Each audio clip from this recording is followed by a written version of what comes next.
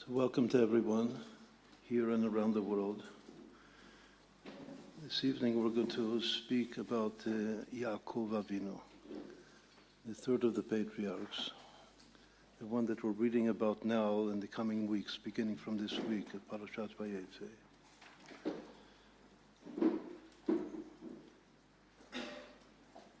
We have three patriarchs, Abraham, Isaac, and Jacob, Abraham, Yitzhak, and Yaakov.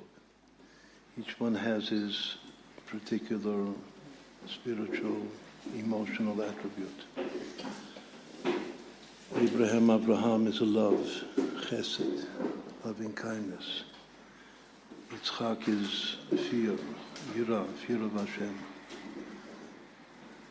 We're taught in Chassidut that fear implies sensitivity to the will of Hashem, sensitivity to other individuals, other souls. If a person is sensitive, he's considerate. He doesn't hurt other people's feelings. That's the attribute, the special attribute of Yitzhak, the second of the patriarchs. And the third of the patriarchs that once more now we're beginning to study in the Torah these coming weeks, actually most all of this month, is Jacob. He is called the choice of the patriarchs, the choice of the fathers. It means that there's something very unique and special about him. And that's what we're going to try to understand this evening, what's unique that makes Jacob, more than the previous two fathers, the choice of the fathers. His attribute is compassion. In the Tanya, the first Rabbi of Chabad also identifies his attribute with faith. He says that there are three basic attributes of the heart, love and fear, the two that we said before, that correspond to Abraham and to Isaac, to Yitzhak.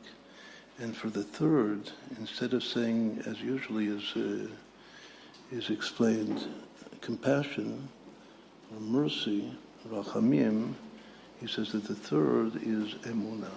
Emunah is faith. So this we also have to understand what's so special about the faith that Jacob has, because the beginning of faith, the first soul to believe, to have faith in God, is Abraham. He's called the head of all believers. So why is faith attributed especially to Jacob, even more than to Abraham? That's one of the things that we're going to have to understand, try to understand this evening. We'll begin with what the Arizal, the greatest of the Kabbalists, says about Jacob, Yaakov Avinu. He says that indeed Jacob is the inner soul of all of the worlds of creation. A very strong and profound statement that all of the worlds possess a soul, an inner soul, and that soul of all of creation is Jacob himself. We're taught that the power to create, the divine power to create something from nothing, actually comes from Abraham. The first verse of the second account of creation, the Torah begins, these are the generations of heavens and earth in their state of being created, Bihi Baram, the letters of which spell Ba'avraham, with Abraham, from which we learned that God created the world with the attribute of Abraham, which is love and loving kindness, chesed. To create something anew is with love and with the soul root of Abraham. What about Isaac? It says that Isaac is the power to conceal the Creator from the creation itself in order to give creation a sense of individuality and independence and free choice. It's free choice, which is the basis of the whole Torah, obviously, that we have the power to choose between good and evil. That comes from the soul root of Isaac, Because were it to be that God, the Creator, would be revealed to all, that would negate free choice. So in order to allow for free choice, the Creator has to be concealed from the creation. And that power is the power of Isaac. Then after the creation itself and the concealment of the Creator in order to allow for free choice, then comes the third, the choice, which actually we said is faith. And one of the explanations of the special type, meaning of faith in the context of Jacob, is the faith that everything that happens in my life is for the good. Gam zu letova, no matter what happens, it's all for the good. And there's another expression that Rabbi Akiva says, we're going to explain in the continuation, that the most important, the primary reincarnation of Jacob is Rabbi Akiva. And that's why Akiva, well, know who Rabbi Akiva is. He's the pillar of the oral tradition, the oral Torah.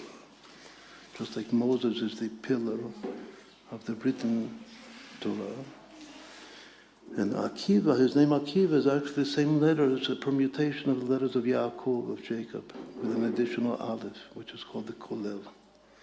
So there's a very clear allusion that Akiva is Yaakov Avinu returning to reveal the oral tradition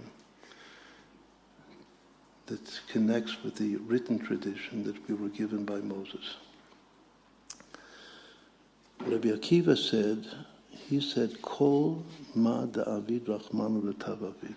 One of his most important sayings. There's many, very, very important central sayings of Rabbi Akiva.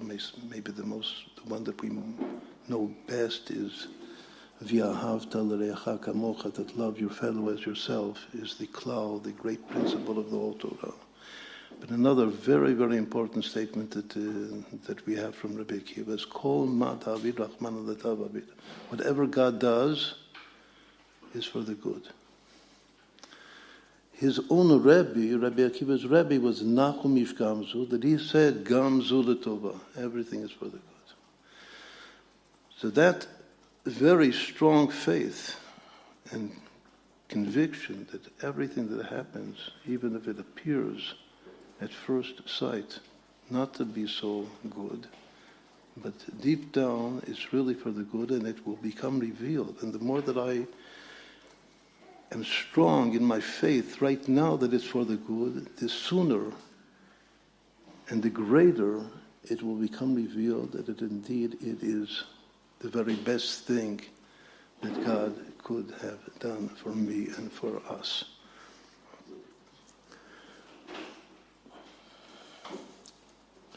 Right, so once more, what did we say until now? We said that the Arizal teaches us that Jacob is the soul of the creation after it's created. Once more, the world is created through the soul root of Abraham. Man is given a free choice, that depends on the concealment of the Creator from the creation, from his creation, through the soul root of Isaac, and the soul of all of us together. In every world, there are many worlds. In general, we're taught that there are 4 worlds. There's one pillar, which is the soul of all of the worlds, and that soul is Jacob. And how does it express itself? Through the faith and the conviction that everything that happens is ultimately for the good. What does this mean practically? This, what we just now said, that Jacob is the soul of the worlds. It means that any soul, not just Jewish souls, this is a theme that also we've addressed in the last sessions that we've given here. all peoples on earth, if they so desire, they have the ability to enter inwardly to the inner soul of the reality that they exist in, that they live in right now. And if they go all the way in, if they delve inwardly and dig deeply inwardly to themselves and to the reality that they live in, they will find Jacob. He's there inside each one of you. I'm now speaking to the whole world. And if you really go deep enough into your own reality, and you reach Jacob, and you want to identify with that Jacob inside you and inside your world, so that will obviously arouse in yourself a motivation to come close to the Jewish people. That this once more is the choice of the fathers of the Jewish people. And maybe you'll even want to convert to Judaism. So this is the first thing about Jacob. That the Arizal says that Jacob is the soul of all of the worlds.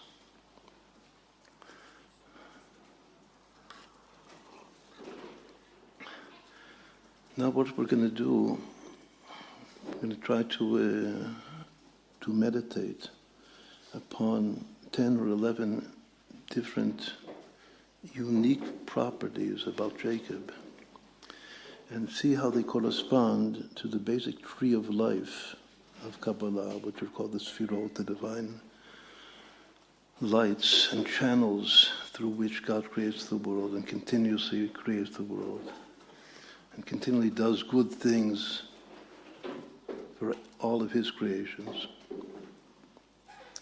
In a certain way, what we're going to now do is an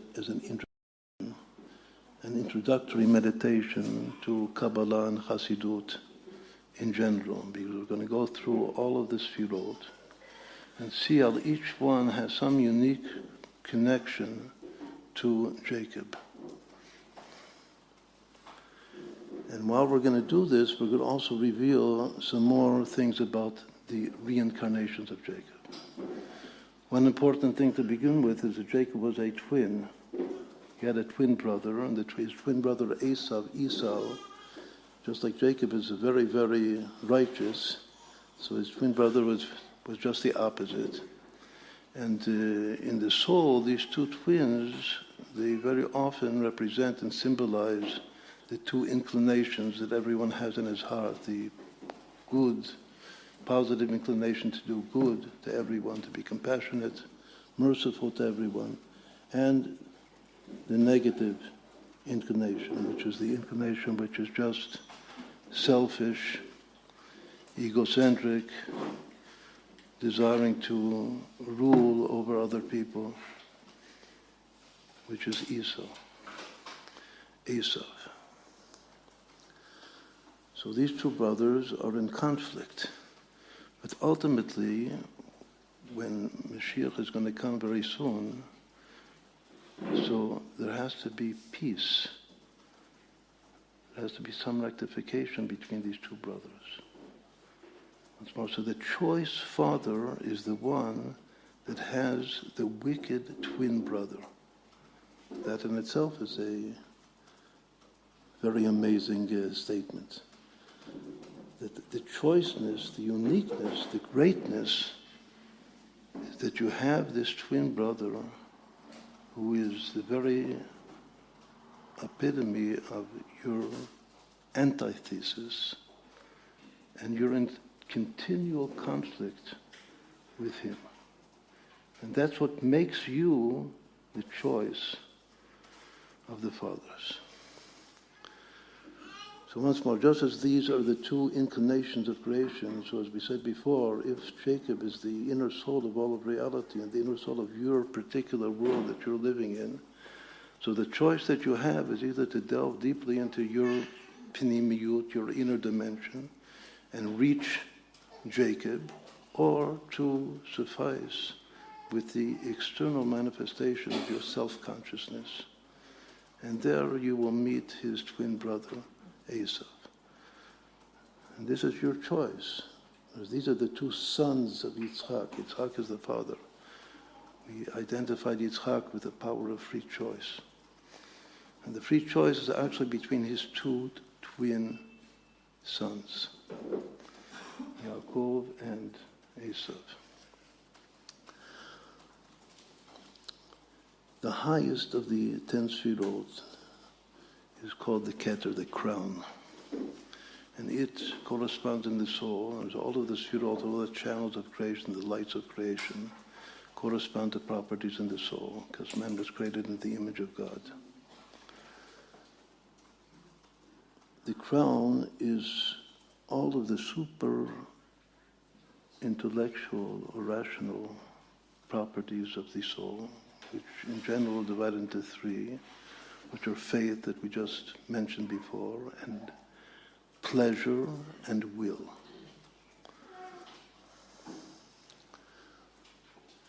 Those are all super-rational states of the psyche, of the soul. The unique thing about Jacob that corresponds to this level of Keter, or crown, is that he is the only one of the patriarchs, and also the only soul in the Tanakh, in the Bible, of whom it says that God called him God. Vayikra lo kel Elokei Yisrael. It says that God, the God of Israel, his name is Israel. Jacob has another name, Israel. We'll mention that in the continuation. That the God of Israel, means his God, called him Kel. Kel is the simplest two-letter name of God. Now that two-letter name of God, Kel, either corresponds to, in Kabbalah, to the Sfirah, to the power of loving kindness, as it says, Chesed Kel, the loving kindness of God, Kol Hayom, is all day long. Or it corresponds also to the mercy of the super-rational crown of the soul. Because there are 13 principles of mercy, and the first of which is the all-inclusive principle of mercy, is Kel, this name Kel Aleph Lamed. And that's the Kel that God is calling Jacob. What does it mean to be called God? Obviously, Jacob is not God. But what does it mean that God calls him Kel? It means that he imbues Jacob with a power which is a godly power. We do speak in the Torah of godly souls. Like the Arizal. What are the initials of Ari? What does it spell?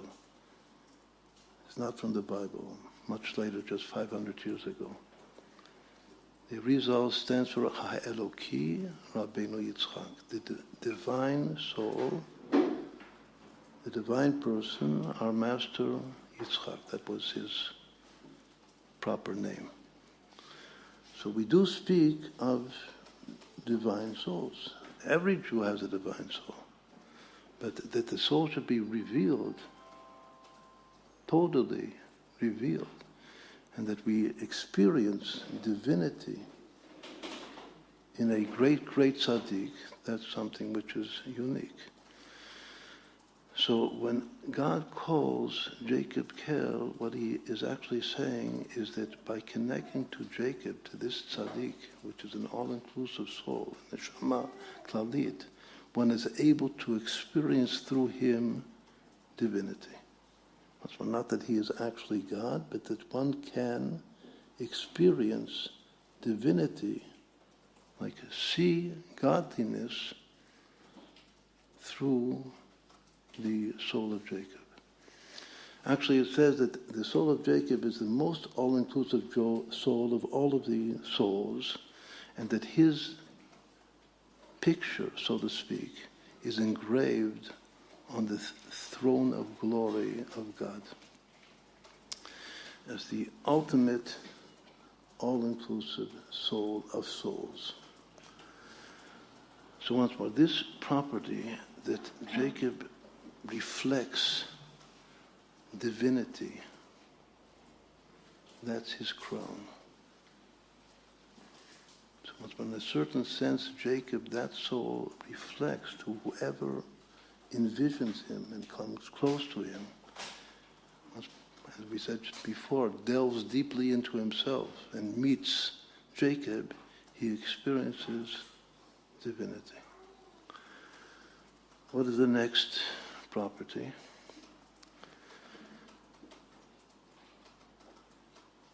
The most essential thing that God does, that we know of, is that he creates the world. And he continuously creates the world every second. Mechadesh betuvo, he renews creation every split second. There's a verse, once more, the verse that says that God called Jacob God, that's in the Torah. But there's a verse in Isaiah that says, that refers to Jacob as the power of creation. Also, God speaks, V'ata ko amar Hashem, and now so says God, Bora'acha Yaakov v'yotzercha Yisrael. Your creator is Jacob, and your former is Israel. Israel is another name, the second name, actually the higher name of Jacob. How do the sages interpret that verse in Isaiah? That Bora'acha Yaakov, your creator is Jacob and your former is Israel. They say that God is as though addressing the world that he created, and he's saying, Olami, Olami, my world, my world. Who created you? Jacob. Who formed you? Israel. What does that mean? What's more, a very, very enigmatic verse, phrase.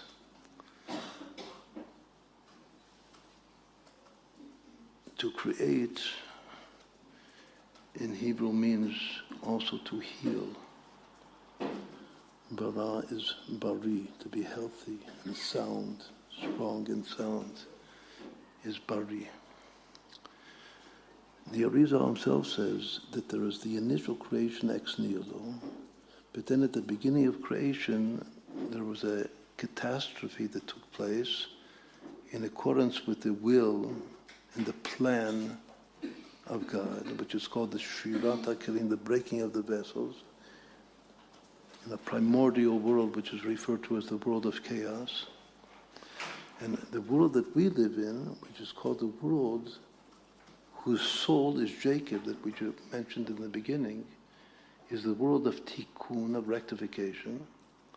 And the Baal, the master of the world of rectification, is everything that we're attempting to accomplish in our life, in the history of mankind, is the work of Jacob to recreate, which means to heal the illness of the breaking of the vessels. So once more, we're taught that the fact that Jacob creates the world means that he heals the world. He brings the world to a state of rectification, of tikkun.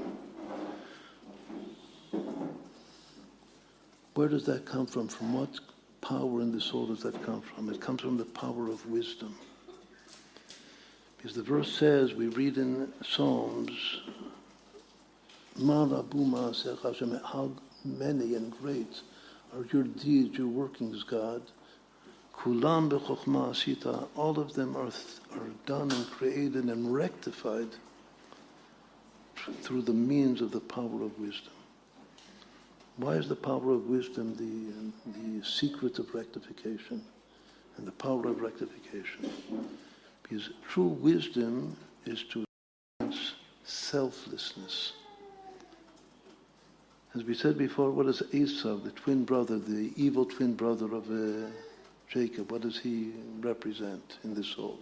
He represents egocentricity, arrogance. It's called yeshut, selfishness. That's the opposite of wisdom. True wisdom is selflessness. And through selflessness, not selfishness, one rectifies and one heals broken reality. So once more, the power to heal and to rectify, which is to recreate anew in a good way, is the power of Jacob. That's his wisdom, his power of wisdom.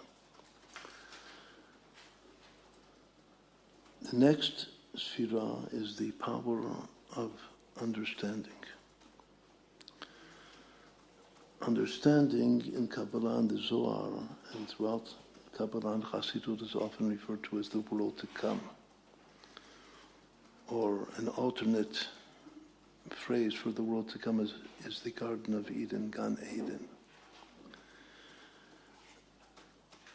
And it says in the Zohar that Yaakov, Jacob himself, is the secret of the Garden of Eden, more than any other soul in the Bible.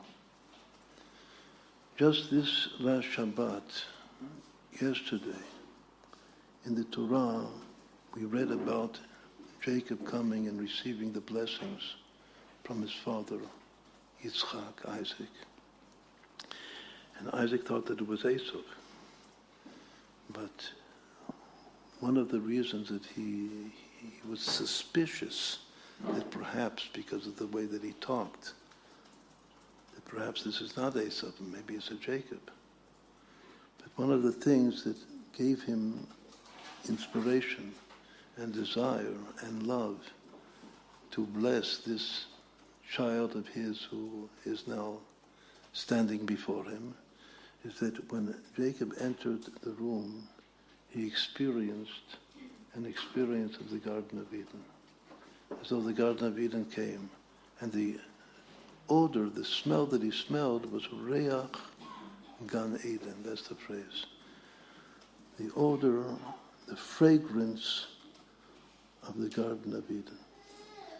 Meaning that Jacob himself is the Garden of Eden, and he gives off a fragrance which is the fragrance of the Garden of Eden.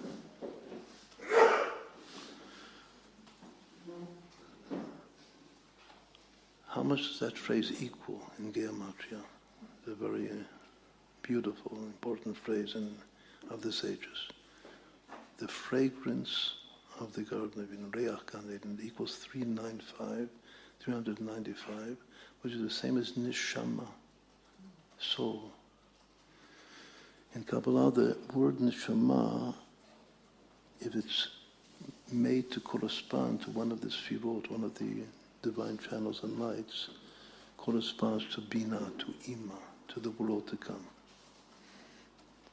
Not only does it equal this number, 395, Neshama, it also equals exactly Rabbi Akiva.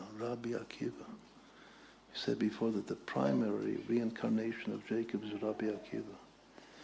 So Rabbi Akiva himself he came, biologically, Rabbi Akiva is a descendant of Esau. Because he comes from Gerim, once more. He comes from non-Jewish souls that once more, in order to convert, as we said before, delve deeply into their reality and meet Jacob and identify with Jacob. And that's Rabbi Akiva. And he himself is equal to this phrase, the fragrance of the Garden of Eden.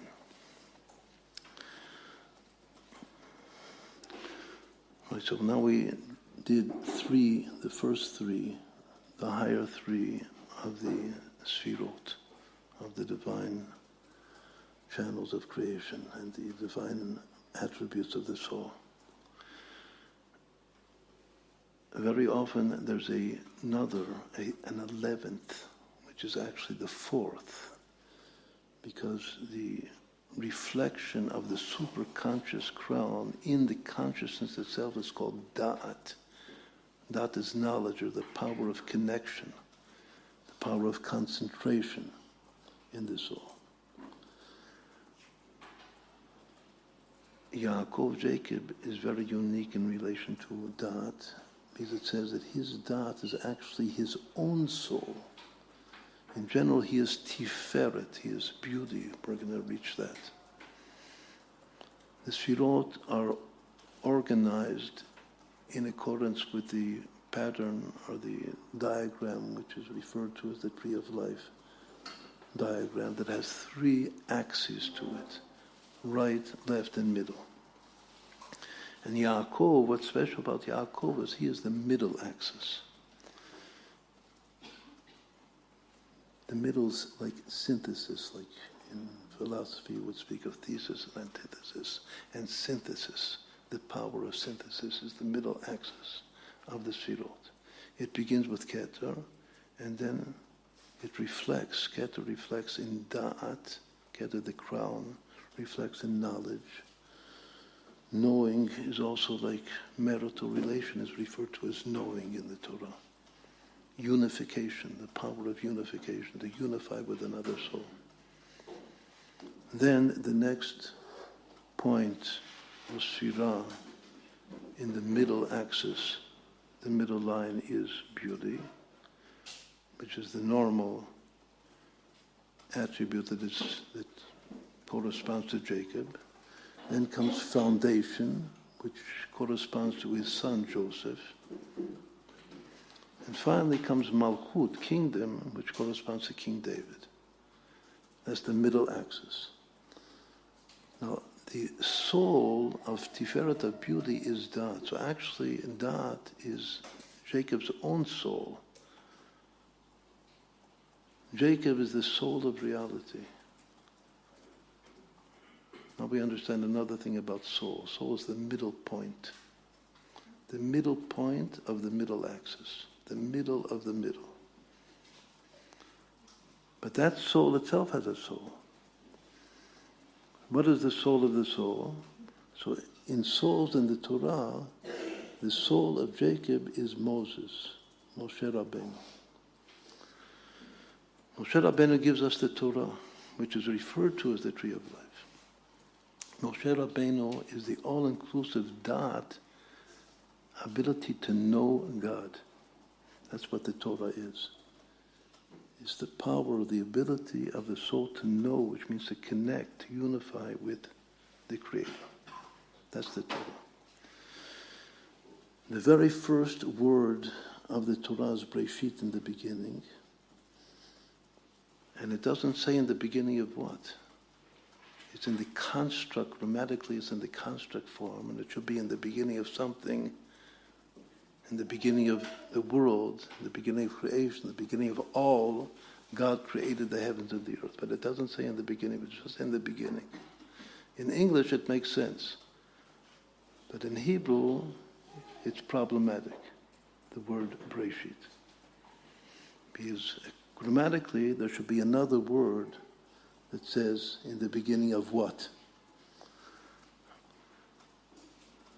Chazal interpret, the sages interpret, and Rashi quotes this in his very first interpretation of the Torah, that in the beginning can be read as for the sake of something that we already know, something which is referred to in the Bible as the beginning.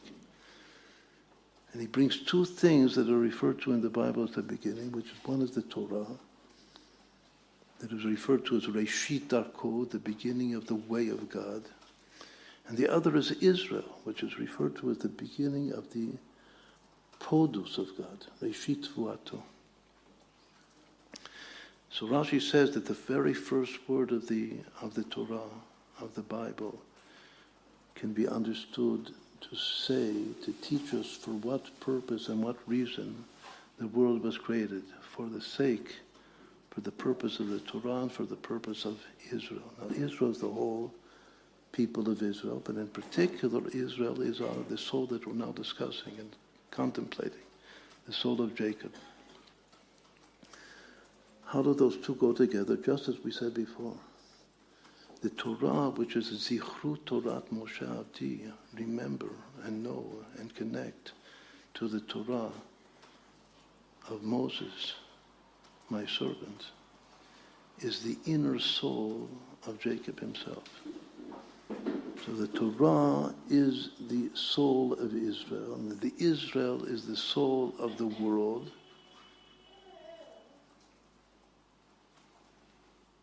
Just before Jacob passed away, it says, Vayetze Yisrael, that Israel became strong. He was on his deathbed.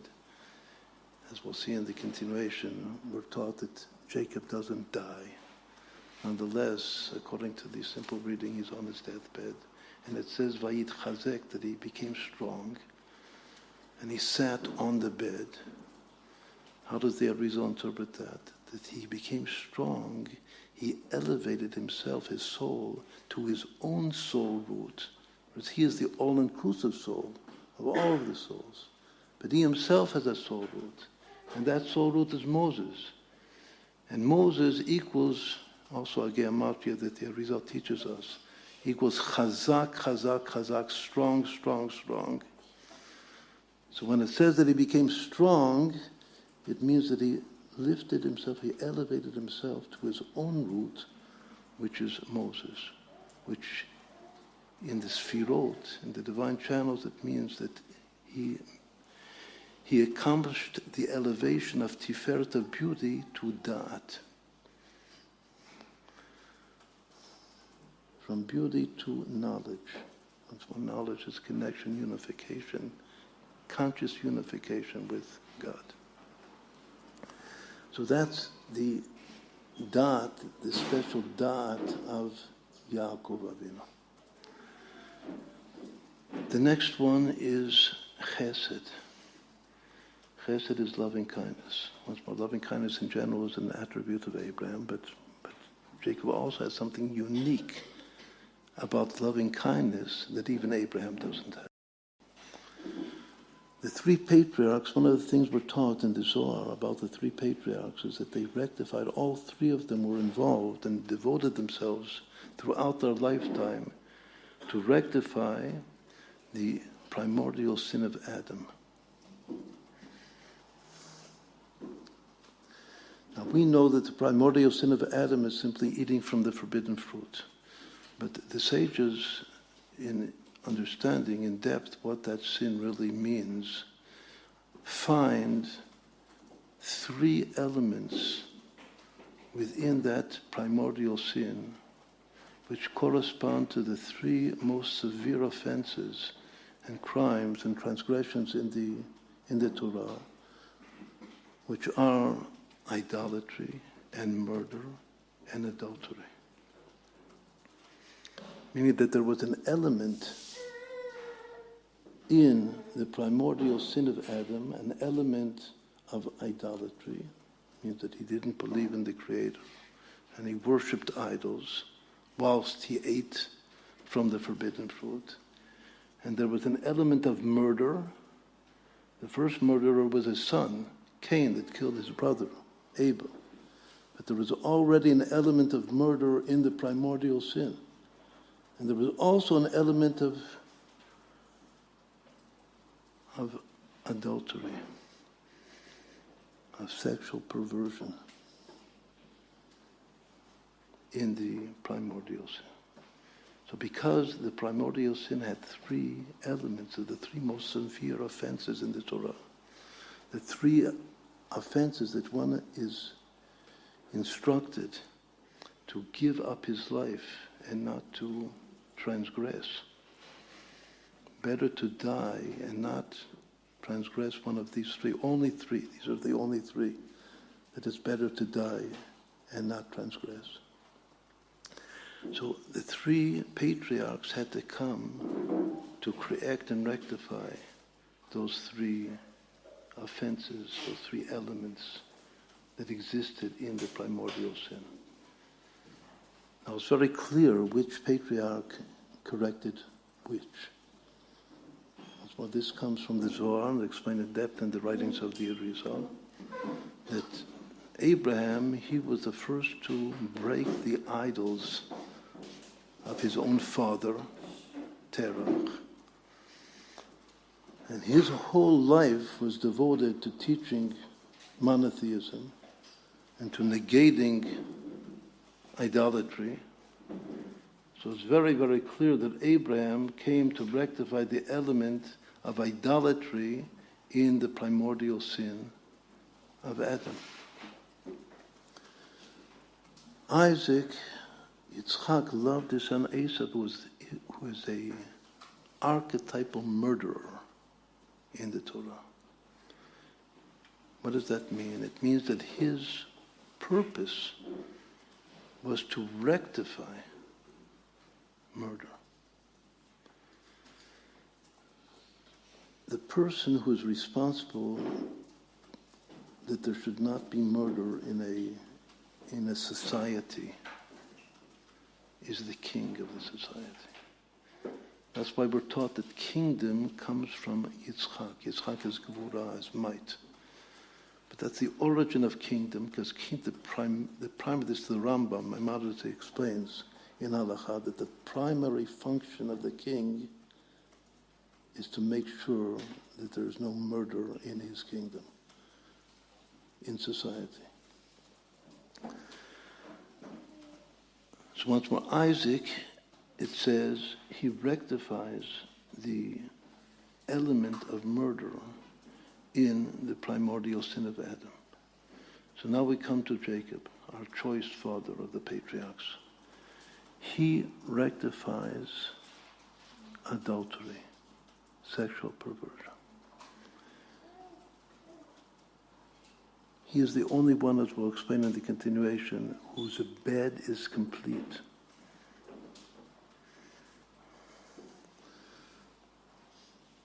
The fact that all of his children are tzaddikim, are righteous, and that they create the Jewish people. That from Jacob on there is a people. From Isaac and Abraham there's not yet a people. But the Jewish people is from Jacob. That's the simple pshat, the simple literal meaning that he is the choice of the fathers. That also has to do with the fact that he rectified the element of adultery in the primordial sin of Adam. But now that we contemplate this, the commentators say that there's a little problem here. What's the problem? The problem is that the relationship between these three greatest offenses, if we see them as corresponding also to the three axes of the tree of life. So murder is obviously to the left. So that fits well with the soul root of Isaac. But the relation between adultery and idolatry, that idolatry is the pigam, the blemish of da'at, of the middle. Whereas adultery is the blemish of love, which is the right. So I would expect that the one to rectify adultery would be Abraham, who's the right, and the one to rectify idolatry would be Jacob, who's in the middle, but it's the reverse. As we said before, it's obvious that Abraham is the one that rectifies idolatry and not adultery. And it's also quite clear that Jacob is the one that rectifies adultery and not idolatry. So this is an example of what's called in Kabbalah achlifu duchtayda. Sometimes things interchange. That here, in this particular context, Jacob is to the right, and Abraham is to the middle.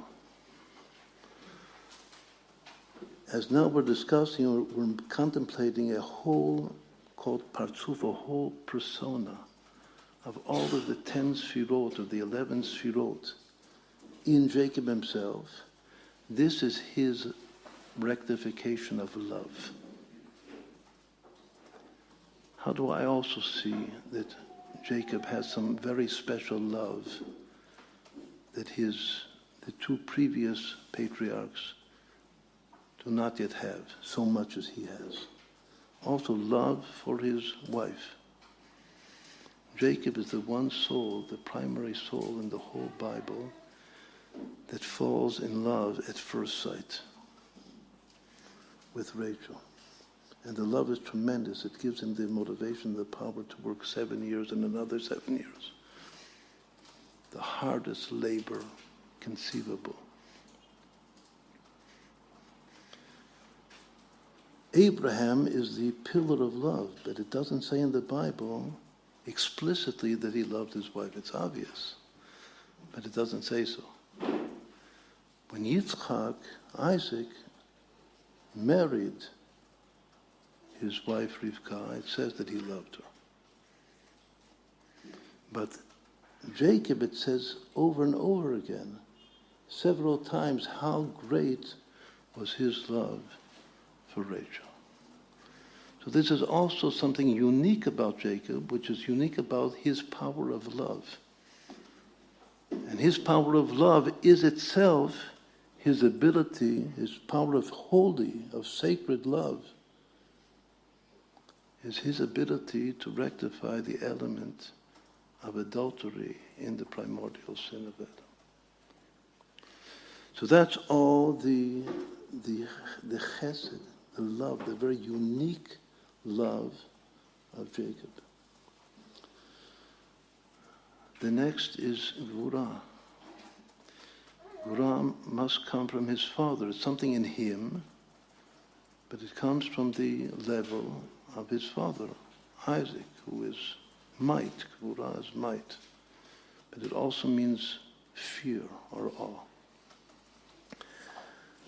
When we pray to Hashem 3 times every day, in the very first blessing of the Shmona Esrei, of the standing devotion, we begin with mentioning the 3 fathers, that God, we're praying to God, that you, God, are the God of Abraham, the God of Isaac, and the God of Jacob.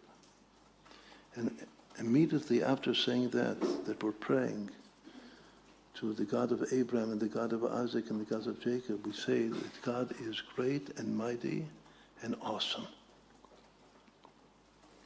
So it's very clear, and this we're taught throughout Kabbalah, that the greatness, that God is great, Hagadol, corresponds to the God of Abraham, and that he is mighty, Hagibor, corresponds to the God of Isaac, but that he is awesome, Vahanorah, that corresponds to the God of Jacob. So this is a little, an innovation that we see here, because awesome comes from the word yirah, fear.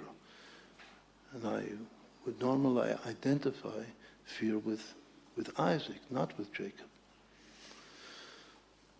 From what verse, from what story do we learn that Jacob is related or is conscious of God's awesomeness?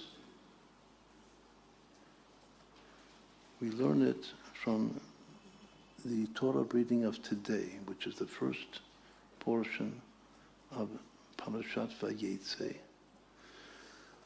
It was mentioned before that we have the first dream of the ladder standing on the earth, on the ground, and reaching up into the heavens, with the angels going up and down. And then God appears to Jacob and says to him, Ufarasa, you will spread and extend to all of the 4 extremities of the earth.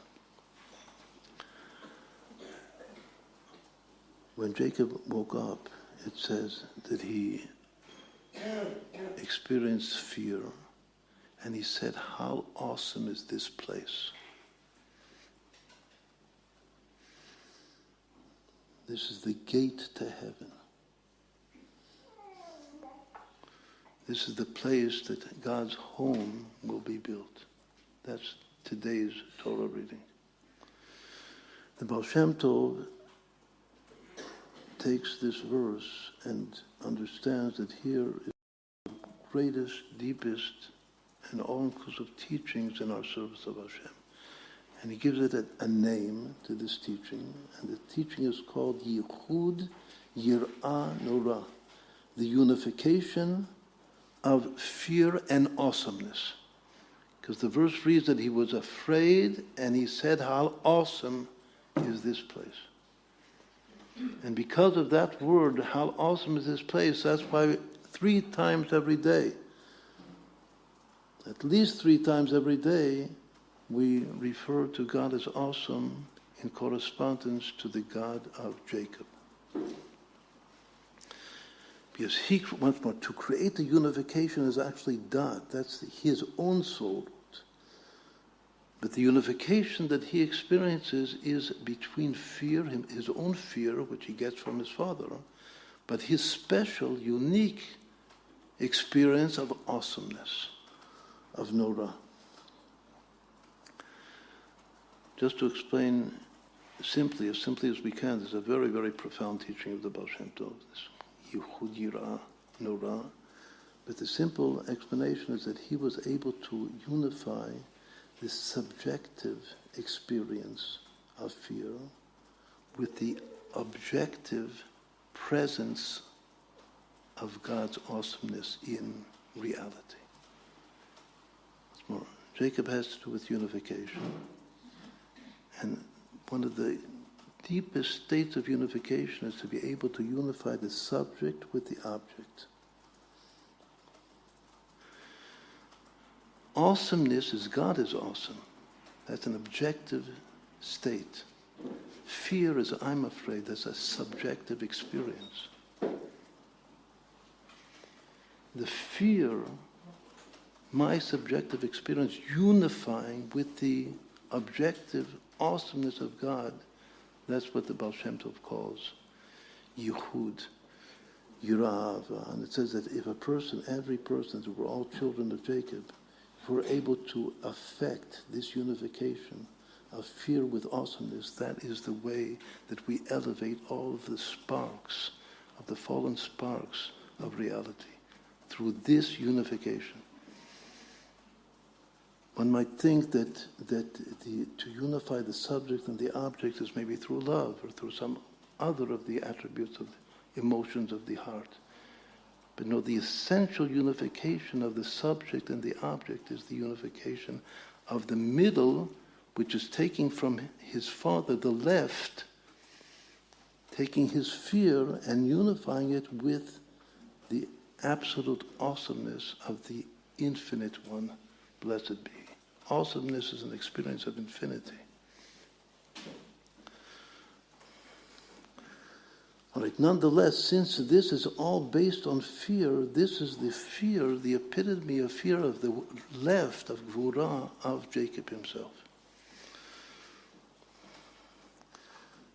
In 2 weeks, we're going to read a Torah portion which begins, Vayetze Yaakov be'eretz megurei aviv, that Jacob dwelled in the land of the place that his father lived in. The word his father lived in, megurei, is a synonym in Hebrew for fear. And the way it's explained in Chassidut is that Jacob experienced fear, but he's able to dwell, to settle well in a state of fear. In general, it says that fear makes a person flee, go back, fall back from fear. But Jacob was content in his father's fear. There's something unique about him. Now let's try to continue. The next firah, the next one is Tiferet, beauty itself, which is the essential, usually identified with Jacob himself. One saying that we're taught in Kabbalah, in Chassidut, is that Jacob, more than the two patriarchs that preceded him, Abraham and Isaac, is just like Adam. Before we said that all three rectified the initial primordial sin of Adam. But the one that is most like Adam, before his own sin, is Jacob. And the expression is, Shufrei di Yaakov me'en shufrei da Adam HaRishon. The beauty of Jacob is the most beautiful in soul and in body as well. The beauty of Jacob is just like the beauty of primordial man. What's more, beauty is compassion. And as we now said before in the name of the first Rabbi of Chabad, beauty is also the faith, or once more the conviction, which actually makes it become revealed, that all is for the good. So that beauty of Jacob derives from the beauty of primordial man, of Adam.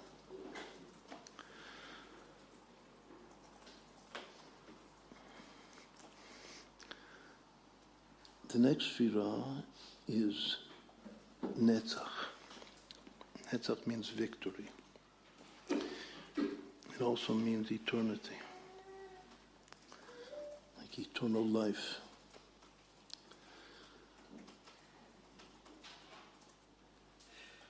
Jacob wrestles with the archangel of his twin brother, his evil twin brother, Esau. He is victorious over him in the wrestling bout with him. After being victorious over the angel of Esau, the angel subdues himself to Jacob, and he gives him a new name, an additional name, Israel. And what does Israel mean?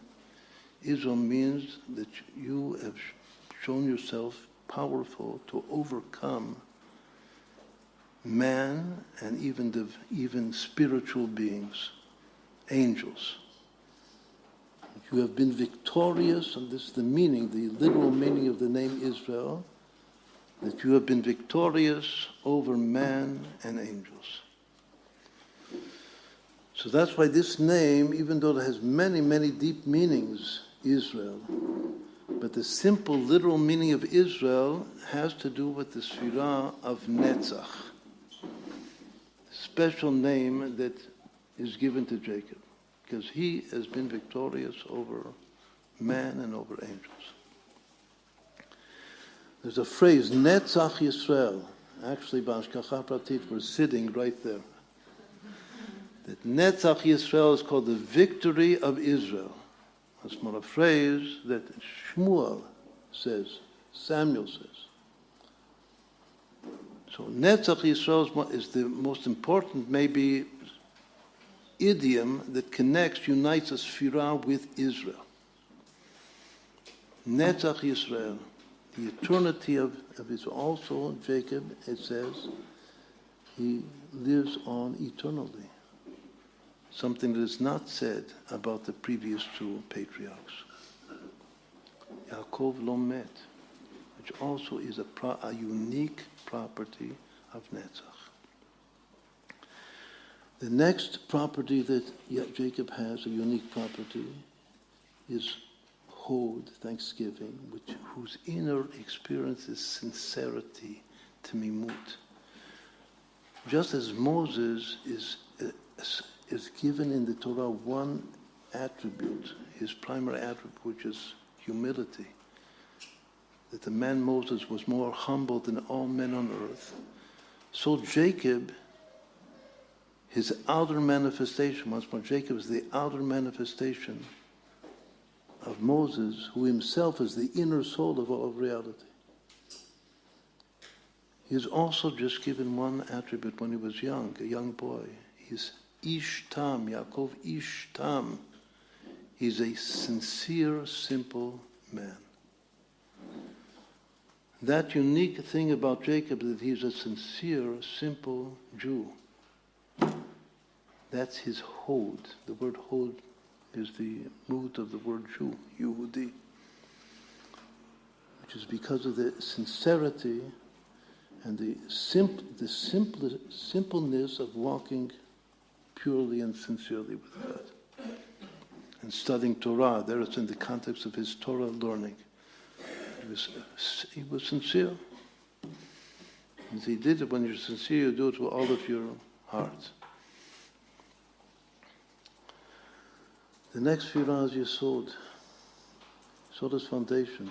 That's the power of procreation. Corresponds to the Brit, the old Brit Kodesh. Of that we said before that he is the only father whose bed is complete. That's the idiom. Mitato shlema, that all of his children are holy. Va'amech kulam tzadikim, they're all tzadikim.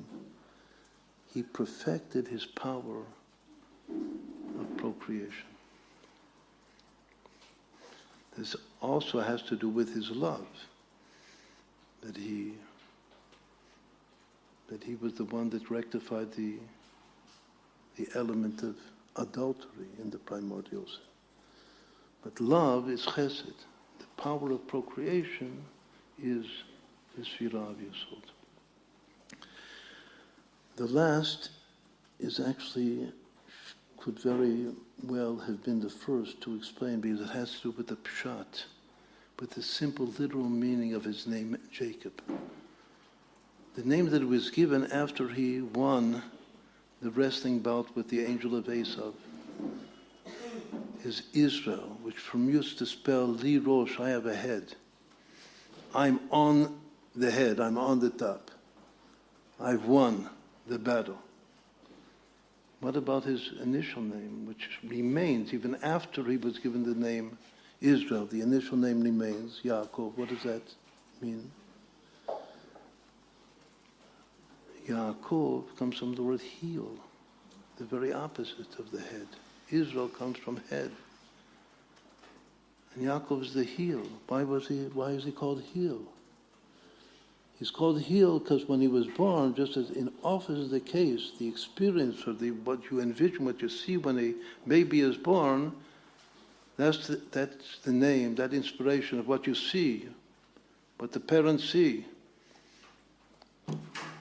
is the inspiration for the name that he's given.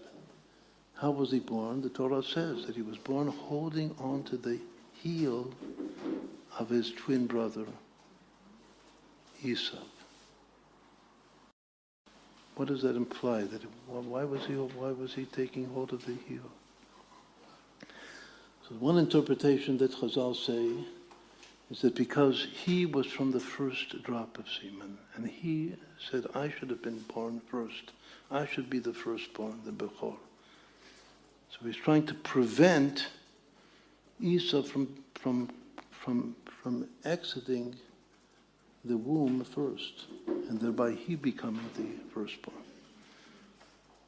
But a deeper interpretation is that Esau represents Malchut, the kingdom, the rule of this world. Malchut is the kingdom of this world. The governing power of society. And Jacob says, I want to govern. It's called the kingdom of Israel.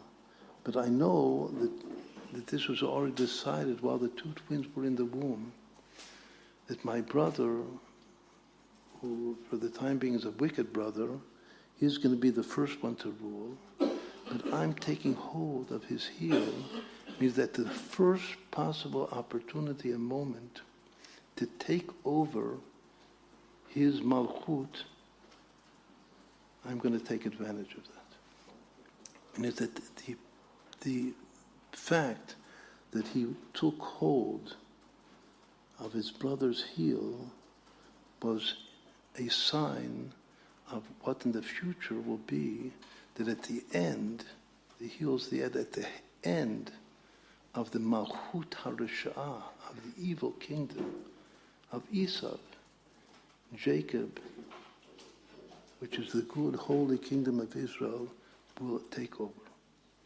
Will actually usurp the evil kingdom and reign. So the akev, the heel, the akev, represents the end of evil, government and the beginning of good, holy government, which is the coming of Mashiach. That's the Malchut. So what we didn't get to this evening is some more of the reincarnations of Jacob. We'll leave that. If anyone wants to ask questions about that, we'll be happy to answer the questions.